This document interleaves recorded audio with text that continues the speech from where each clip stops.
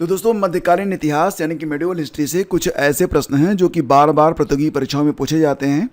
PET की परीक्षा के लिए, साथ ही साथ एलटी ग्रेड जैसी प्रवक्ता, जीडीसी के साथ यूपीपीसीएस और अन्य कोई भी प्रतियोगी परीक्षा है, और साथ ही साथ जो लोग इतिहास विषय के साथ टीजीटी, पीजीटी, एलटी वगैरह दे रहे हैं उनके लिए भी ये वीडियो बहुत ज़रूरी है। एग्ज़ाम से पहले आप इसका 2-3 बार रिवीजन कर लेना।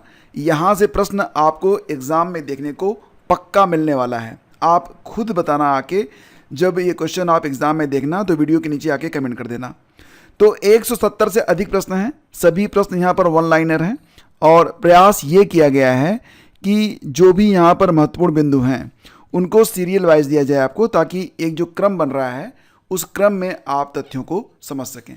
तो पहला क्वेश्चन होगा, जजिया कर का प्रचलन किसके द्वारा किया गया था। अब दोस्तों यहाँ पर जजिया कर पहली बार किसने लगाया था, ये प्रश्न है। आपको पता ही है ना कि भारत पर पहला मुसलमान आक्रमणकारी कौन था। तो आपको पता ही है कि भारत पर सबसे पहले जो सफल मुस्लिम आक्रमण हुआ था वो मोहम्मद बिन कासिम के नेतृत्व में हुआ था, और ये आक्रमण 712 ईस्वी के आसपास हुआ था, और इसने जो सिंध पर विजय प्राप्त की थी।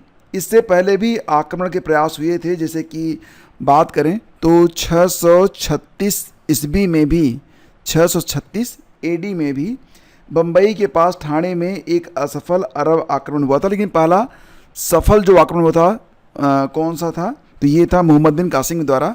और जजिया कर का जो प्रचलन है ये भी मोहम्मद बिन कासिम ने ही किया था। अरबों ने भारत पर आक्रमण किया था किसके नेतृत्व में, तो मोहम्मद बिन कासिम के नेतृत्व में। समय मैंने आपको बता दिया था 712 ईस्वी के आसपास। और ध्यान दीजिएगा कि महमूद गजनवी ने भारत पर कब हमला किया था, ये प्रश्न कई बार पूछा गया है।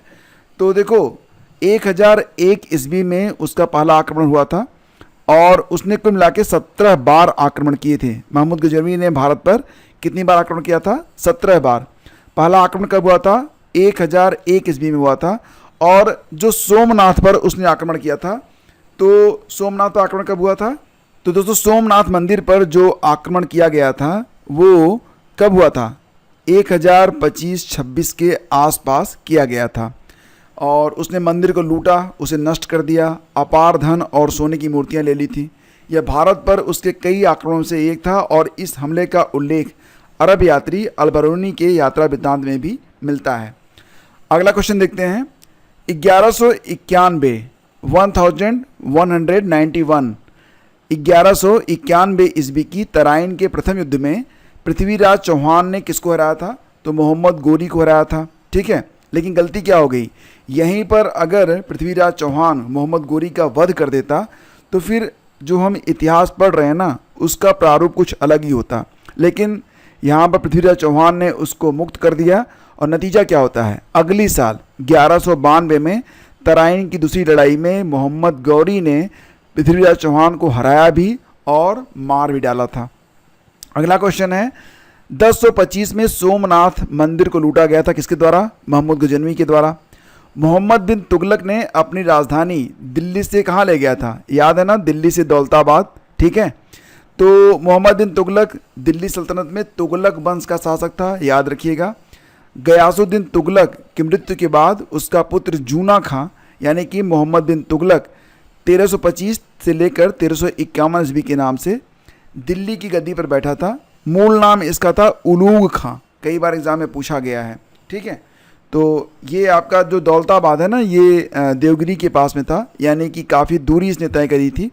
हालांकि वहाँ तक पहुँचते पहुँचते इसके जो आधे सैनिक वगैरह थे और जो नागरिक थे वगैरह सब मर गए, ये फिर वापस चला आया दिल्ली, इसीलिए इसके बारे में कहा जाता है ना सनकी और पागल था ये। नेक्स्ट है आपका, तैमूर लंग ने भारत पर कब आक्रमण किया था। तो दोस्तों तैमूर लंग ने भारत पर आक्रमण किया था कब, 1398 ईस्वी में। उस समय दिल्ली पर किसका शासन था, तो 1398 में दिल्ली का शासक था नासिरुद्दीन महमूद। ठीक है, जौनपुर नगर का संस्थापक किसे कहा जाता है, फिरोज शाह तुगलक को कहा जाता है। और ध्यान देना कि फिरोज शाह तुगलक ने 1359 में जौनपुर की स्थापना की थी, जिसका नाम उसने अपने चचेरे भाई मोहम्मद बिन तुगलक, इसका असली नाम क्या था, जौना खान। जी हाँ दोस्तों, ये वही जौना खान है जो कि मैंने ऊपर आपको बताया था, जौना खान या जूना खां। तो यही मोहम्मद बिन तुगलक है जो कि इसने दिल्ली से दौलताबाद अपनी राजधानी ले गया था। मूल नाम इसका उलूग का था। तो उसी के नाम पर मोहम्मद बिन तुगलक यानी जौनपुर खान के नाम पर ये जो शहर बसाया गया था, इसका नाम जौनपुर रखा गया था। फिरोज शाह तुगलक, ठीक है, फिरोज शाह तुगलक का चचेरा भाई था कौन? मोहम्मद बिन तुगलक, ठीक है। आगे बढ़ते हैं। हैदराबाद स्थित चार मीनार को बनवाया गया था किसके द्वारा? तो दोस्तों हैदराबाद स्थित चार मीनार को बनवाया था कुली कुतुब शाह ने। कब बनवाया था? 1591 में बनवाया था। अगला क्वेश्चन है कि कश्मीर का अकबर कहा जाता है किसको?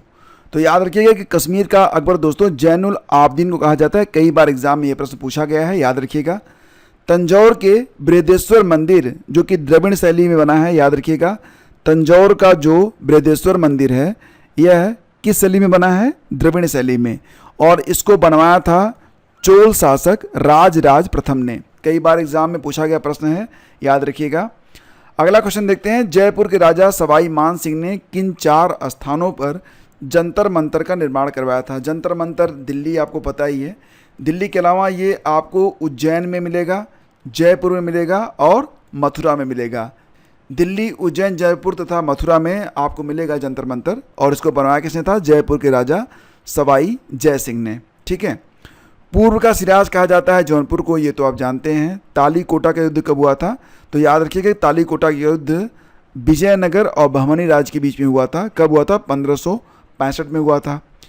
मीराबाई किसकी समकालीन थी? ये प्रश्न अक्सर यूपी SSC और यूपी PSC में पूछा जाता है।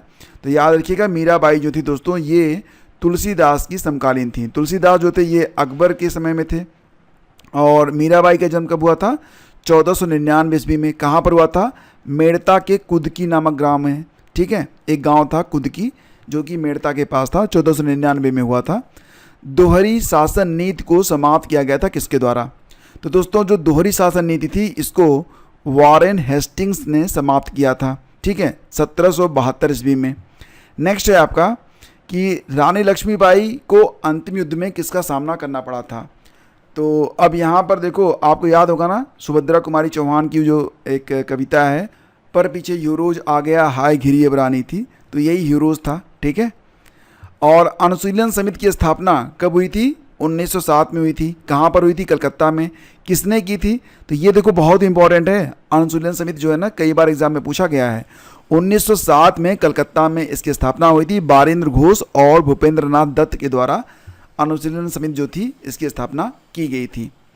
भक्त तुकाराम समकालीन थे किसके? तो दोस्तों भक्त तुकाराम जो थे ये मीरा से बहुत बाद में आए और ये जहांगीर के समकालीन थे। आपको याद है ना कि मीरा जो थी वो तुलसीदास और तुलसीदास अकबर के समय में थे, यानी कि मीरा जो थी वो अकबर के समय में थी। अब यहाँ पर जो भक्त तुकाराम हैं ये जहांगीर के समय में हैं। इनको जो है संत तुकाराम के नाम से भी जाना जाता है। 1608 से लेकर 1650 तक, ठीक है। गुलाम वंश यानी कि सल्तनत काल में जो गुलाम वंश है, तो गुलाम वंश की स्थापना कब हुई थी? 1206 ईस्वी में हुई थी। किसने की थी? कुतुबुद्दीन ऐबक ने की थी। अगला क्वेश्चन है दिल्ली का पहला मुसलमान शासक कौन था? तो ध्यान देना कि दिल्ली का पहला मुसलमान शासक पूछ रहे हैं आपसे, तो ये था कुतुबुद्दीन ऐबक। कब बना था? 1206 में बना था। कुतुब मीनार का निर्माण कार्य किसने पूरा किया? तो इल्तुतमिश ने किया था, जो कि एक इलबरी तुर्क था। हालांकि कुतुब मीनार को यहाँ पर कुतुबुद्दीन ऐबक ने स्टार्ट किया था, लेकिन पूरा किया गया था इल्तुतमिश के द्वारा। इक्तादारी व्यवस्था का प्रचलन किसके द्वारा शुरू किया गया था? तो दोस्तों इल्तुतमिश ने स्टार्ट किया था इक्तादारी व्यवस्था या इक्तादारी प्रथा। अब ये जो इक्तादारी प्रथा है या इक्ता है, ये एग्जैक्टली है क्या? देखो दोस्तों, इक्ता प्रथा एक इस्लामी शासन प्रणाली थी जिसमें राज्य के सैन्य अधिकारियों और प्रशासकों को वेतन के बदले भूमि का एक भाग दिया जाता था। अगला क्वेश्चन है कुतुब मीनार का निर्माण किसकी याद में किया गया था? तो बख्तियार काकी जो कि एक संत थे उसकी याद में कुतुबुद्दीन ऐबक ने कुतुब मीनार का निर्माण करवाया था, बख्तियार काकी की याद में। लाख बख्श ये कुतुबुद्दीन ऐबक को ही कहा जाता है। 2.5 दिन का झोपड़ा भी बनवाया था कुतुबुद्दीन ऐबक ने, ये भी याद रखना। नेक्स्ट है मोहम्मद गोरी ने प्रथम इक्ता किसको प्रदान किया था? अब इक्ता का मतलब क्या हो गया? यहाँ पर मैंने आपको बताया था ना कि जो सैनिकों को नियुक्त किया जाता था तो उनका जो सैलरी था, वेतनमान था, तो बदले में उनको क्या देते थे? ज़मीन का एक टुकड़ा दे देते थे। तो मोहम्मद गोरी ने प्रथम अख्ता जो है प्रदान किया था कुतुबुद्दीन ऐबक को। मोहम्मद गोरी जब यहाँ से जाने लगा था तो उसने अपने गुलाम कुतुबुद्दीन ऐबक को जीते हुए जो उसके क्षेत्र थे उसका मालिकाना हक दे दिया था। तो मोहम्मद गोरी ने भारत में प्रथम अख्ता जो था वह कुतुबुद्दीन ऐबक को प्रदान किया था। गोरी 1206 में भारत में इक्ता प्रणाली शुरू करने वाला पहला व्यक्ति था, लेकिन इल्तुतमिश ने इसे संस्थागत रूप दे दिया था। और कुतुबुद्दीन ऐबक की मृत्यु कब हुई थी? तो चौगान खेलते समय 1210 में चौगान खेलते समय वह घोड़े से गिरकर मर गया था। नेक्स्ट है इक्ता सेना का गठन किया गया था, तो ये तो आपको पता ही रहेगा, इल्तुतमिश ने। आगे बढ़ते हैं, दिल्ली की गद्दी पर बैठने वाला पहला अफगान शासक कौन था? तो दिल्ली की गद्दी पर बैठने वाला जो पहला मुस्लिम था वो कुतुबुद्दीन ऐबक था, लेकिन दिल्ली की गद्दी पर बैठने वाला पहला अफगान शासक कौन था? बहलोल लोदी था। ठीक है, और दिल्ली सल्तनत की जो राजभाषा थी वो फारसी थी, ये भी याद रखना।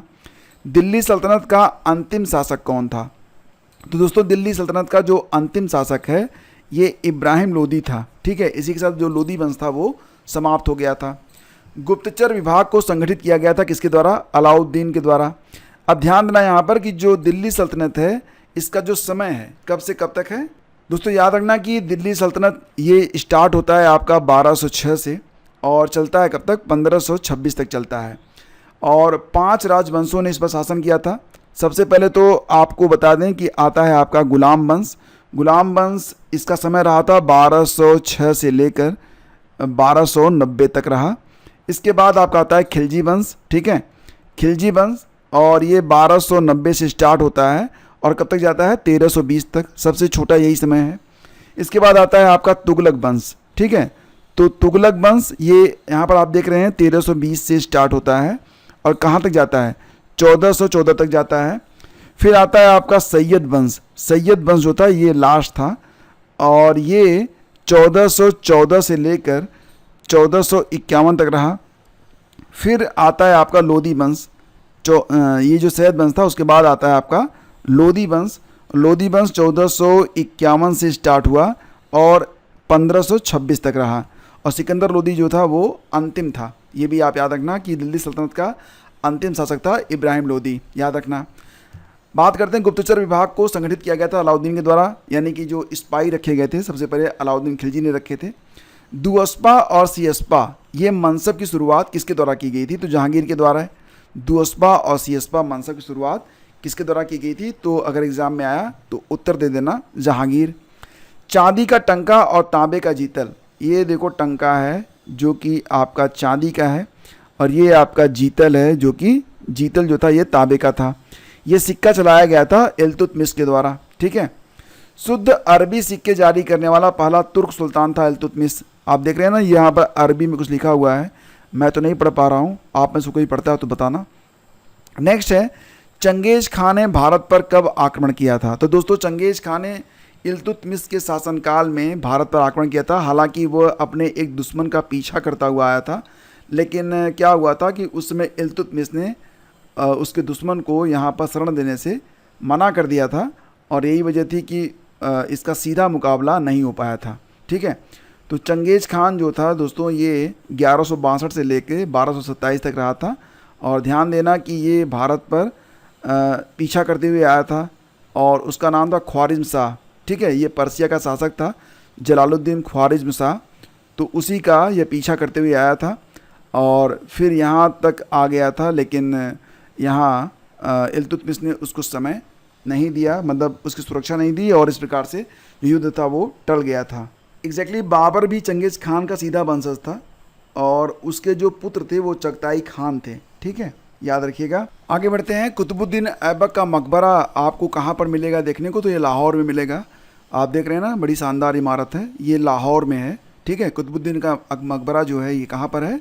ये लाहौर में है। और मोहम्मद बिन तुगलक का मूल नाम क्या था? ये तो मैंने आपको बताया था, जौना खां या जूना खां, जिसके नाम पर जौनपुर शहर बनाया गया।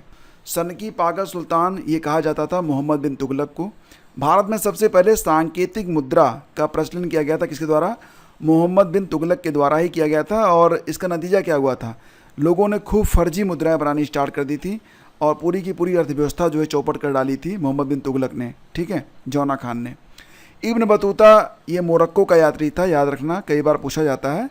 इब्न बतूता जो था वो भारत कब आया था, उसमें भारत पर जो शासन था वो मोहम्मद बिन तुगलक का ही था जब इब्न बतूता भारत आया था।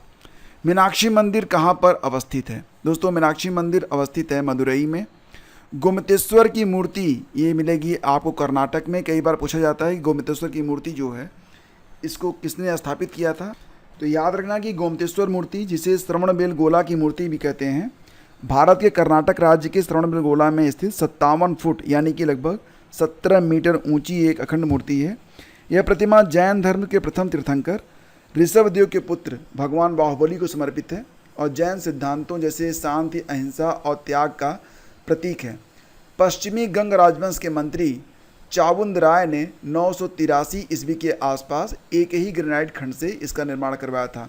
तो किसने स्थापित किया था? ध्यान देना, इसकी स्थापना 983 एडी के आसपास जो गंग राजवंश था, पश्चिमी गंग राजवंश, उसके मंत्री चाबुंद राय के द्वारा करवाया गया था। ठीक है, याद रखना इसको।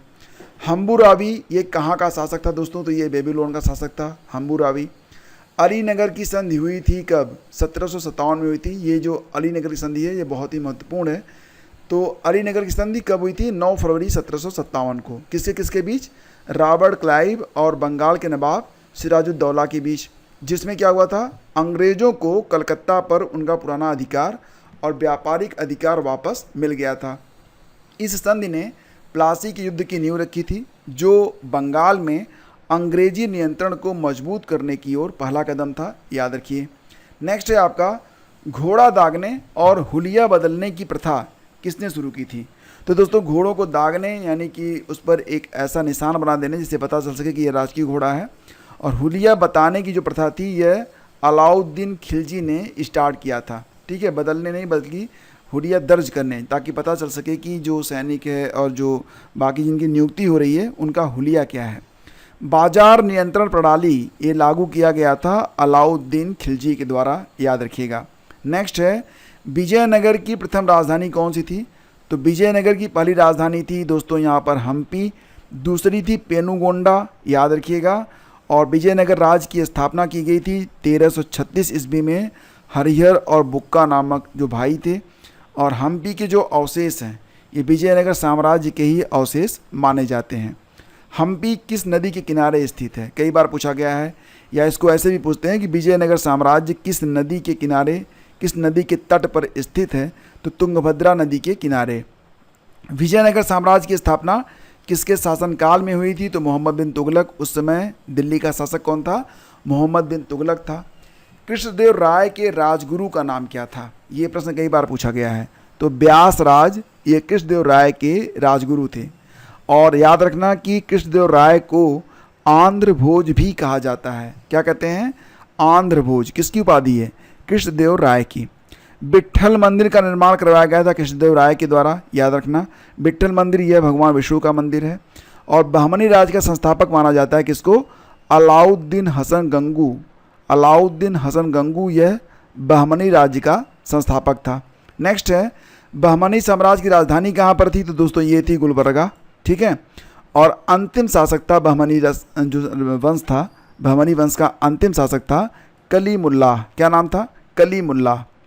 मुगल वंश साम्राज्य का संस्थापक माना जाता है बाबर को, आपको पता ही है। और इसके बाबर के बाद कौन आया? हुमायूं। हुमायूं के बाद अकबर। अकबर के बाद जहांगीर, फिर आता है शाहजहां, और शाहजहां के बाद यहाँ पर लिख रहे हैं बहादुर शाह। ऐसा नहीं है, शाहजहां के बाद आता है औरंगजेब। औरंगजेब के बाद आता है बहादुर शाह। और बहादुर शाह के बाद जो भी यहाँ पर सुल्तान बना वो बहुत ही कमज़ोर निकले और मुगल वंश जो था कमज़ोर होता चला गया। एग्जैक्टली अगर देखा जाए तो औरंगजेब के बाद मुगल वंश का पतन शुरू हो गया था। बाबर का पूरा नाम था जहीरुद्दीन बाबर, और इसका जन्म हुआ था 24 फरवरी 1483 में। कहाँ पर हुआ था? फरगना में हुआ था। बाबर की मृत्यु कब होती है? तो 27 दिसंबर को 1530 में। ठीक है। और खानवा का युद्ध जो कि लड़ा गया था 17 मार्च 1527 को किसके किसके बीच हुआ था? बाबर और राणा सांगा के बीच हुआ था। खानवा का युद्ध कब हुआ था? 17 मार्च 1527 को। बाबरनामा की रचना की गई थी बाबर के द्वारा, और यह रचना जो है तुर्की भाषा में है। याद रखिएगा, कई बार लोग इसका उत्तर फारसी लिखते हैं, लेकिन आप रट लो कि बाबरनामा जो है मूल रूप से तुर्की भाषा में है, फारसी में नहीं है। बाबर को भारत पर आक्रमण के लिए जो निमंत्रण दिया गया था तो वो दौलत खां लोदी और आलम खां ने दिया था, याद रखना। बाबर की इब्राहिम लोदी पर विजय का कारण क्या था? तो बाबर जब इब्राहिम लोदी पर आक्रमण किया था उसने, तो उसके पास जो तोप खाना था ये बहुत ही विनाशक साबित हुआ था और इब्राहिम लोदी की मजबूत सेना भी बाबर की सेना के सामने टिक नहीं पाई। प्लासी का युद्ध कब हुआ था? आपको पता ही है, 23 जून 1757 को अंग्रेज़ों और सिराजुद्दौला के बीच। सिराजुद्दौला इसमें क्या था? मारा गया था। प्लासी की लड़ाई 1757 में अंग्रेजी सेना का नेतृत्व किया गया था लॉर्ड क्लाइव के द्वारा। और प्लासी युद्ध का जो मैदान है ये पश्चिम बंगाल में आपको देखने को मिलेगा। पानीपत का पहला युद्ध हुआ था 1526 में, दूसरा हुआ था कब? 1556 में, और तीसरा भी हुआ था कब? 1761 में। तीनों लड़ाइयों को देख लेते हैं एक साथ। तो पानीपत का पहला युद्ध हुआ 1526 ईस्वी में। बाबर ने पराजित किया किसको? इब्राहिम लोदी को। पानीपत का दूसरा युद्ध होता है 5 नवंबर 1556 में। अकबर ने पराजित किया था हेमू को। और पानीपत का तीसरा युद्ध हुआ था अहमद शाह अब्दाली और मराठों के बीच में। मराठों की बहुत बुरी तरह हार इसमें हुई थी, ठीक है। इब्राहिम गारदी सेनापति था जो कि पकड़ा गया था और उसको बहुत बुरी तरह से मारा था अहमद शाह अब्दाली ने। और कहा जाता है कि जो पानीपत का तीसरा युद्ध हुआ था इसमें मराठों के किसी भी परिवार में, कोई भी परिवार ऐसा नहीं बचा था जिसके घर से कोई मरा न हो। बहुत भीषण युद्ध था। पानीपत की लड़ाई में मुगल सेना का नेतृत्व किया गया था बैरम खां के द्वारा, ठीक है, ये भी याद रखना। अब ये जो बैरम खां था, बैरम खां जो था ना, ये 1556 वाली जो लड़ाई थी इस समय था। यानी कि बैरम खां जो था वो किसकी ओर से था? अकबर की ओर से था। अकबर की उम्र उस समय काफ़ी कम थी। तो पानीपत का जो दूसरा युद्ध था उसमें मुगल सेना का नेतृत्व किया गया था बैरम खां के द्वारा। जहांगीर का मकबरा बनवाया गया था किसके द्वारा? तो नूरजहां ने बनवाया था जहांगीर का मकबरा। ये आप देख सकते हैं। ये कहाँ पर मिलेगा आपको? ये भी पाकिस्तान के लाहौर में ही आपको देखने को मिलेगा। शाहदरा बाग में रावी नदी के तट पर स्थित एक 17वीं सदी का भव्य मुगल मकबरा है। इसकी वास्तुकला में लाल बलुआ पत्थर और सफ़ेद संगमरमर का उपयोग किया गया है। आप देख पा रहे होंगे, ये है जहांगीर का मकबरा। नेक्स्ट है, बिना ताज का बादशाह किसे कहा जाता है? तो सुरेंद्र नाथ बनर्जी को कहा जाता है बिना ताज का बादशाह। लंपट मूर्ख के नाम से जहांदर शाह को बुलाया जाता है। जहांदर शाह को कहा जाता है लंपट मूर्ख। नेक्स्ट है, अकबर का जन्म कहाँ पर हुआ था? तो दोस्तों अकबर का जन्म अमरकोट पाकिस्तान में हुआ था, जो कि अब पाकिस्तान में है, तब तो भारत में ही था। तो अकबर का जन्म हुआ था कहाँ पर? अमरकोट में। कब? 15 अक्टूबर को 1542 में। अकबर का राज्याभिषेक 14 फरवरी को हुआ था 1556 ईस्वी में, ठीक है, कालानौर किला में, जो कि अब पंजाब में स्थित है। अकबर की माँ कौन थी? हमीदा बानो थी। और अकबर ने जरी कलम की उपाधि से किसको नवाजा था? याद रखना, जरी कलम लिख दिया गया है लेकिन एग्जैक्टली जरी कलम की उपाधि थी। और ये जो उपाधि थी ये एक कश्मीरी सुलेखक था, क्या नाम था? मोहम्मद हुसैन को दिया गया था। और सीरी कलम की उपाधि दी गई थी अब्दुस समद को। अकबर ने जरी कलम और सीरी कलम, कलम अगर आ गया ना तो याद रखना कि यह हम अकबर की बात कर रहे हैं। जरी कलम यह मोहम्मद हुसैन को और सीरी कलम अब्दुस समद को। थोड़ा सा आपको 2-4 बार पढ़ना पड़ेगा, याद हो जाएगा, ठीक है। सर्वाधिक धर्मनिरपेक्ष दृष्टिकोण रखने वाला मुगल शासक अकबर को ही माना जाता है। और अकबर के दरबार में आने वाला जो पहला अंग्रेज़ था वो राल्फ फिश था। यह 1584 के आसपास आया था, ठीक है। नेक्स्ट है आपका, हल्दी घाटी का युद्ध कब हुआ? तो 18 जून 1576 में हुआ था हल्दी घाटी का युद्ध अकबर और महाराणा के बीच में।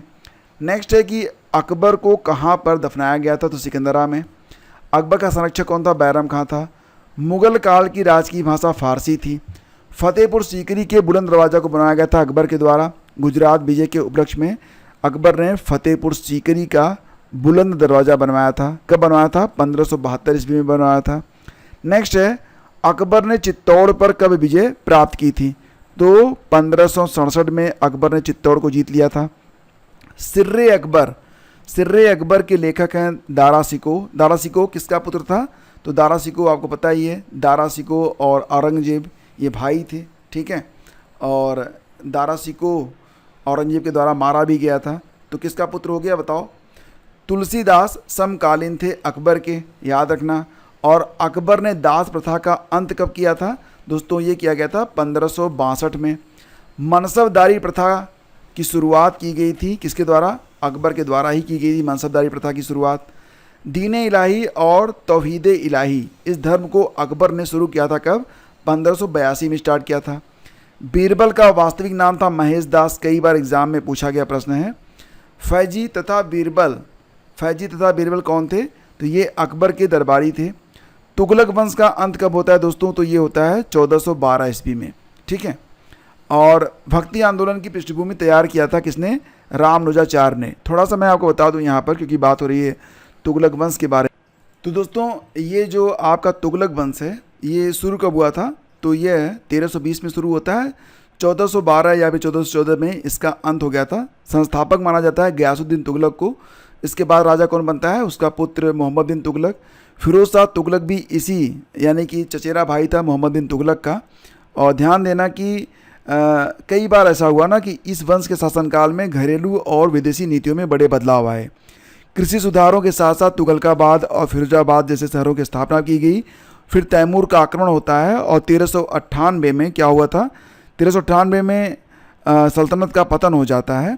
तो इसके बाद देखेंगे तो गयासुद्दीन तुगलक, फिर मोहम्मद बिन तुगलक, फिरोज शाह तुगलक, और इस प्रकार से कुल मिला के 1412 तक ये वंश था वो चलता रहा और अंततः ये समाप्त हो गया। भक्ति आंदोलन की पृष्ठभूमि तैयार किया गया था रामानुजाचार्य के द्वारा। और मुगल दरबार में उपस्थित होने वाला पहला अंग्रेज था विलियम हॉकिंस। वह कब आया था? 1608 में आया था। एक बार फिर आया था 1611 में आया था। सम्राट जहांगीर के समय प्रसिद्ध चित्रकार कौन था? तो यहाँ पर देखिए जहांगीर के समय जो प्रसिद्ध चित्रकार माना जाता है पक्षियों का, वह उस्ताद मंसूर और अबुल हसन को माना जाता है। मुमताज़ महल का असली नाम था अर्जुमंद बानो बेगम। ये तस्वीर आप देखिए, ये मुमताज़ महल हैं जिनकी याद में ताजमहल बनवाया गया है। कहा जाता है कि ये बहुत ही खूबसूरत थी। अब तस्वीर देख के तो मुझे समझ में नहीं आता, बाकी आप लोग बताना, ठीक है। दिल्ली के प्रसिद्ध लाल किला तथा जामा मस्जिद को बनवाया गया था किसके द्वारा? शाहजहाँ के द्वारा। शाहजहाँ का जन्म कब हुआ था? 5 जनवरी को हुआ था 1592 ईस्वी में। कहाँ पर हुआ था? लाहौर में हुआ था। और बचपन का नाम था उसका खुर्रम। तो दोस्तों यहाँ पर जो खुर्रम नाम था ये शाहजहाँ के बचपन का नाम था। और अगर कोई पूछ लिया आपसे कि सलीम किसका नाम था? सलीम जहांगीर के बचपन का नाम था, ठीक है, याद रखना इसको भी।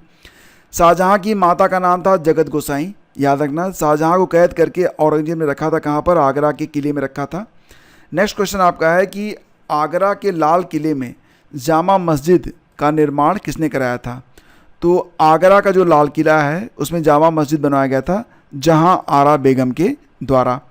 दिल्ली के लाल किले में मोती मस्जिद बनवाया गया था औरंगजेब के द्वारा। तानसेन का मकबरा मिलेगा आपको ग्वालियर में। और तानसेन के प्रारंभिक गुरु कौन थे? मोहम्मद गौस थे। हुमायूंनामा के रचनाकार गुलबदन बेगम जो कि बहन थी हुमायूं की, उसने लिखा है हुमायूंनामा। औरंगजेब द्वारा चलाए गए जिहाद का अर्थ क्या है? तो दोस्तों इसका मतलब था दारुल इस्लामी। नेक्स्ट है आपका अयोध्या स्थित बाबरी मस्जिद का निर्माण कराया गया था किसके द्वारा? तो अयोध्या स्थित जो बाबरी मस्जिद थी उसको बनाया गया था मीर बाकी के द्वारा जो कि बाबर का सेनापति था। फतेहपुर सीकरी स्थित पंचमहल को बनवाया गया था अकबर के द्वारा, याद रखिएगा। और बाबरनामा का फारसी में अनुवाद किया गया था अब्दुल रहीम खानखाना के द्वारा। मैंने बताया था आपको ना बाबरनामा जो है मूल रूप में तुर्की में था, फिर उसको फारसी में ट्रांसलेट किया गया था अब्दुल रहीम खानखाना के द्वारा। हुमायूं का जो पूरा नाम था वो था नासिरुद्दीन हुमायूं। ज्योतिष में विश्वास रखता था हुमायूं, ये भी याद रखना। सप्ताह के 7 दिन 7 रंग के कपड़े भी पहनता था ज्योतिष में, क्योंकि उसको विश्वास था, इसलिए हुमायूं क्या करता था? सप्ताह के 7 दिन में 7 रंग के कपड़े वो पहनता था। 25 जून 1539 में चौसा के युद्ध में शेर खां यानी कि शेरशाह ने किसको पराजित किया था? तो 1539 में जो चौसा का युद्ध हुआ था दोस्तों, तो शेरशाह ने हुमायूं को पराजित किया था। हुमायूं का मकबरा का निर्माण हुआ अकबर की सौतेली माँ हाजी बेगम की देखरेख में। और मिस्त्री कौन था? यानी कि जिसने बनाया था प्रधान कारीगर, तो उसका नाम था मीरक मिर्ज़ा ग्यास। क्या नाम था? मीरक मिर्ज़ा ग्यास। इसने हुमायूं का मकबरा बनाया और देखरेख किसने की थी? तो अकबर की सौतेली माँ हाजी बेगम के देखरेख में हुमायूं का मकबरा बना था। ये कहाँ पर है? ये मिलेगा आपको दिल्ली में, ठीक है। जहांगीर का मकबरा कहाँ पर स्थित है दोस्तों? तो ये मिलेगा आपको शहादरा में। ठीक है। जहांगीर के बचपन का नाम क्या था? सलीम। मैंने आपको ऊपर बताया आपको। न्याय की जंजीर भी जहांगीर ने ही स्थापित की थी। मयूर सिंहासन में हीरा लगाया था किसने? तो कोहिनूर हीरा लगा था मयूर सिंहासन में। और ये जो मयूर सिंहासन था, इस पर बैठने वाला जो अंतिम मुगल शासक था वो कौन था? मोहम्मद शाह था। दोस्तों याद रखना कि मुगल बादशाह मोहम्मद शाह के बाद जो मयूर सिंहासन था वो ईरान का नादिर शाह लूट ले गया था, और 1739 में दिल्ली पर कब्जा करके वो जो ये मयूर सिंहासन था उसको लूट ले गया था। तो समय के साथ ये टूट गया तथा इसके कई हिस्सों को बाद में फ़ारसी नादेरी मयूर सिंहासन में शामिल कर लिया गया था, जो अब ईरान के केंद्रीय बैंक के राष्ट्रीय खजाने में रखा गया है। मतलब ये जो सिंहासन था इसको तोड़ दिया गया था और इसको नादिर शाह, जो कि ईरान का एक आक्रमणकारी था, वो लूट ले गया था। तो मयूर सिंहासन को किसने बनाया था दोस्तों? तो बे बादल खां ने बनाया था। और कोहिनूर हीरा तो वर्तमान में आपको पता ही है, यह लंदन में है। ठीक है, जो कि पहले कभी इसका हिस्सा हुआ करता था। लौह एवं रक्त की नीति को अपनाया गया था किसके द्वारा? बलबन के द्वारा। याद रखिएगा, कई बार एग्जाम में पूछा गया है। बलबन का पूरा नाम था गयासुद्दीन बलबन। अमीर खुसरो किसका दरबारी कवि था? तो याद रखिएगा कि जो अमीर खुसरो था यह बलबन का दरबारी कवि था। और बलबन का वास्तविक नाम क्या था? बहाउद्दीन। बचपन में इसका नाम था बहाउद्दीन, जो कि एक इलबरी तुर्क था। राजत्व सिद्धांत की स्थापना करने वाला पहला शासक कौन था? तो दोस्तों याद रखना कि राजत्व सिद्धांत की स्थापना करने वाला जो पहला शासक था वो बलबन ही था। जिंदा पीर कहा जाता है किसको? औरंगजेब को कहा जाता है जिंदा पीर। अलाउद्दीन खिलजी के बचपन का नाम था अली और गुरशाप।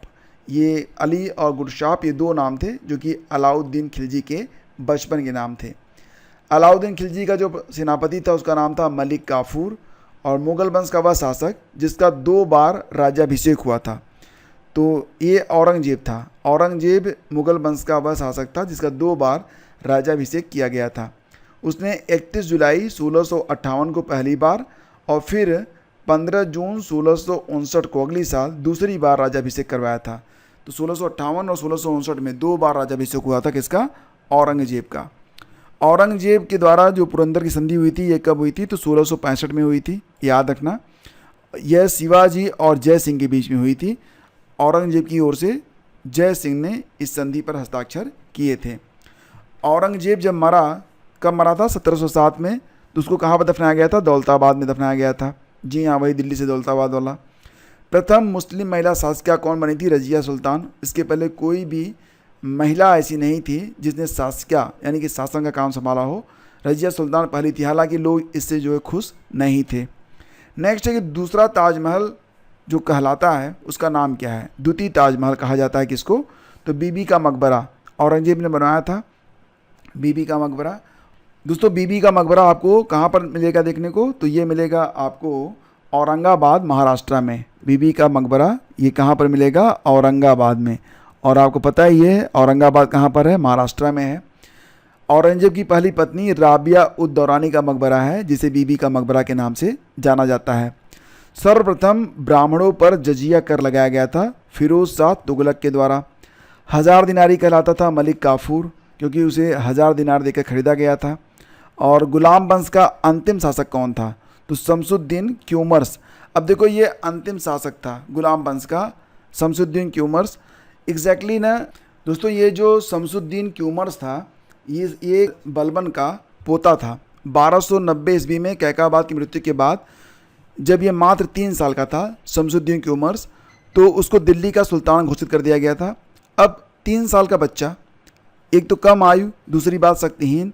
क्यूमर्स को जलालुद्दीन फिरोज खिलजी ने मार डाला था। वही अलाउद्दीन खिलजी का जो चाचा था जलालुद्दीन, उसने इसकी आंखें फोड़ दी थी। और क्यूमर्स की हत्या के साथ ही गुलाम वंश का अंत हो जाता है। जलालुद्दीन फिरोज खिलजी ने दिल्ली के तख्त पर अधिकार कर लिया, जिससे खिलजी वंश की शुरुआत हुई। हालांकि बहुत दिन तक नहीं चला, 1290 से लेकर 1320 तक ही रहा था जो खिलजी वंश था। जैसी करनी वैसी भरनी। शेर शाह का मूल नाम क्या था? तो फरीद खां। ठीक है। डाक प्रथा शुरू की गई थी शेर शाह के द्वारा ही। सबसे पहले डाक व्यवस्था को स्टार्ट किया गया था शेर शाह के द्वारा, जिसका मकबरा सासाराम में स्थित है। और कहा जाता है कि शेर शाह ने इसे अपने जीवन काल में ही बनवा लिया था सासाराम में। शेर शाह सूरी की मृत्यु हुई थी कालिंजर की लड़ाई में, आपको पता ही है। गुलाम वंश का अंतिम शासक कौन था? तो ध्यान देना कि शमसुद्दीन क्यूमर्स था। ठीक है, मैंने आपको पढ़ाया इसके बारे में। नेक्स्ट है कि दिल्ली शहर की नींव किसके द्वारा डाली गई थी? तो दोस्तों दिल्ली शहर की स्थापना की गई थी अनंगपाल तोरमाड़ के द्वारा। प्रथम कर्नाटक युद्ध 3 हुए थे, तीनों को याद रखना आप यहाँ पर। जो पहला हुआ था यह 1746 से लेकर 1748 के बीच में हुआ था। दूसरा हुआ था 1749 से लेकर 1754 के बीच में। और तीसरा हुआ था 1758 से लेकर 1763 के बीच में। और इसके बाद जो तीनों संधियाँ हुई थी वो भी आप याद रखना, वो भी महत्वपूर्ण है। याद रखना दोस्तों कि जो पहला कर्नाटक युद्ध हुआ था इसमें जो संधि हुई थी वो उसे कहते हैं एक्सला चैपल की संधि। ठीक है, एक्सला चैपल की संधि हुई थी, ये आप याद रखना। ये संधि हुई थी 1748 में। जो दूसरी संधि हुई थी, दूसरा कर्नाटक युद्ध, इसमें जो संधि हुई थी उसे कहते हैं पांडिचेरी की संधि। ठीक है, ये हुई थी कब? 1754 में हुई थी। और तीसरी वाली जो थी वो पेरिस की संधि के नाम से जानी जाती है। तो इसको आप याद रखना, एक्सला चैपल, पांडिचेरी और पेरिस की संधि। यह कर्नाटक युद्ध क्रमशः पहला, दूसरा और तीसरा जब युद्ध हुआ था तो क्रमशः एक्सला चैपल, पांडिचेरी और पेरिस की संधि से ये युद्ध समाप्त हुए थे। नेक्स्ट हुआ है कि अंतिम मुगल बादशाह कौन था? तो दोस्तों बहादुर शाह जफर को अंतिम मुगल बादशाह माना जाता है। शाह बेखबर कहा जाता है बहादुर शाह प्रथम को। औरंगजेब के बाद राजा बना था ये, और सबसे अधिक उम्र में, लगभग 64 साल की उम्र थी जब ये राजा बना था। तो इसे कहा जाता है बहादुर शाह प्रथम को शाह बेखबर। आगरा शहर की स्थापना 1504 में किया गया था सिकंदर लोदी के द्वारा, और 2 गुंबदों का प्रयोग किया गया था। सिकंदर लोदी के मकबरे में 2 गुंबदों का प्रयोग किया गया था। लोदी वंश का संस्थापक कहा जाता है किसको? बहलोल लोदी को। अब बहलोल लोदी का मकबरा किसने बनवाया था? तो दोस्तों याद रखना कि बहलोल लोदी के मकबरे को बनवाया गया था सिकंदर लोदी के द्वारा। हैदर अली की मृत्यु कब होती है? दूसरे आंग्ल युद्ध के दौरान 1782 में, आपको पता ही। दोस्तों यहाँ पर जो पहला आंग्ल मैसूर युद्ध हुआ था यह 1767 से लेकर 1769 के बीच में हुआ था। मद्रास की संधि हुई थी इसमें। दूसरा युद्ध हुआ था 1780 से लेकर 1784 के बीच में, यहाँ पर मंगलौर की संधि हुई थी। तीसरी जो संधि हुई थी श्रीरंगपट्टनम की संधि हुई थी, और यह 1790 से लेकर 1792 तक आंग्ल मैसूर का तीसरा युद्ध हुआ था। और चौथा युद्ध हुआ था 1799 में, जिसमें टीपू सुल्तान को मार डाला गया था।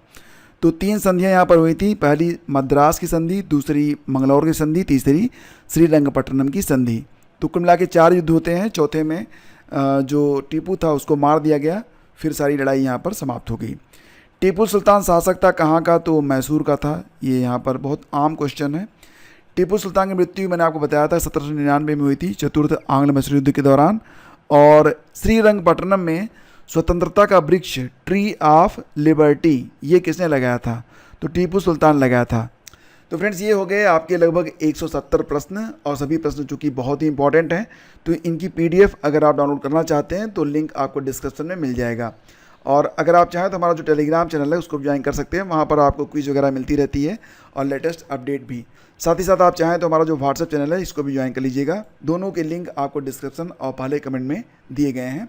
और देखो फ्रेंड्स, अगर आप GS की तैयारी करना चाहते हैं तो GS के लिए मैंने यहाँ पर जो कोर्स तैयार किया है उसमें पूरे साल की आपको करंट अफेयर की PDF दी जा रही है। इसको मैंने कुल मिला के 3 भागों में बांट दिया है। पहले तो मैंने ये तैयार किया है कि जनवरी से लेकर जून तक, यानी कि 6 मंथ का जो करंट अफेयर है ये पहले पार्ट में है। तो ये जो 6 मंथ का करंट अफेयर है इसका लिंक डिस्क्रिप्शन में है, जाके अभी इसको डाउनलोड कर लीजिए। और प्रतिदिन थोड़ा सा समय देंगे ना, अगर आप 1 घंटा भी पढ़ेंगे तो भी आप करंट में सबसे आगे रहेंगे। इसके बाद क्रमशः हर महीने की PDF आपको दी जाएगी।